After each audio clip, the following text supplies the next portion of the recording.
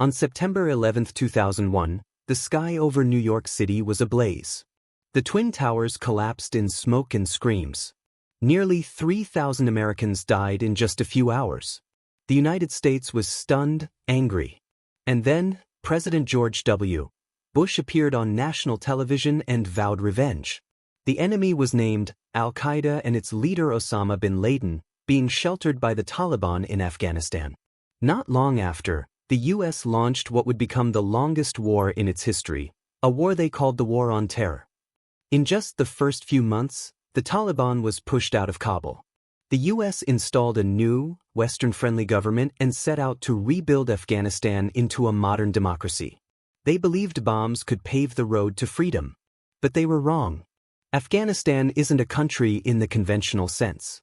It's a patchwork of tribes, religions, languages, and centuries-old grievances.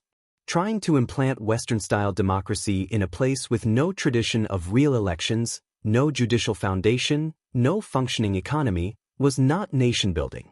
It was illusion-building. Over 20 years, the U.S. poured more than $2 trillion into Afghanistan. But instead of reaching the people, much of that money was siphoned off by corrupt officials, warlords, and Western contractors. The Afghan people remained impoverished, unemployed, and hopeless. Dreams of freedom turned into daily survival. And in the shadows, the Taliban began to return. No longer fighting head-on, they adapted. They waged guerrilla warfare, slowly regaining influence.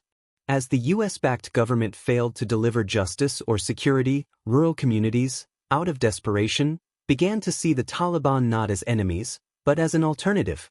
America was stuck. They couldn't defeat the Taliban, but leaving meant admitting failure. And failure was unacceptable for a superpower. Every year, more U.S. soldiers died. More Afghan civilians perished. Leaked reports, like the Afghanistan Papers, revealed that U.S. leaders, generals, presidents, knew the war was unwinnable. Yet they lied to the public. Because admitting defeat meant losing face. And in politics, appearance is everything. Then in 2021, after 2 decades, President Joe Biden ordered a full military withdrawal. What followed shocked the world. The Taliban didn't need months. They took back the entire country in weeks. Kabul fell. The U.S.-backed president fled. Chaos erupted. Crowds stormed the Kabul airport. Desperate civilians clung to U.S. planes, falling from the sky as the aircrafts took off. The world watched horrified. 2 decades. $2 trillion.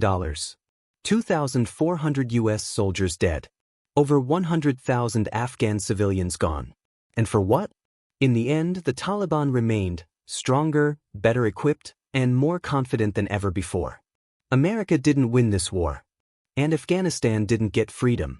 This was not just a military failure, it was a moral collapse. An era where ideals were traded for profit, where justice was replaced by defense contracts, and where trust was buried beneath the rubble of a war that never had a clear purpose. They have the watches, but we have the time. A saying among Taliban fighters for years. And in the end, time proved to be on their side.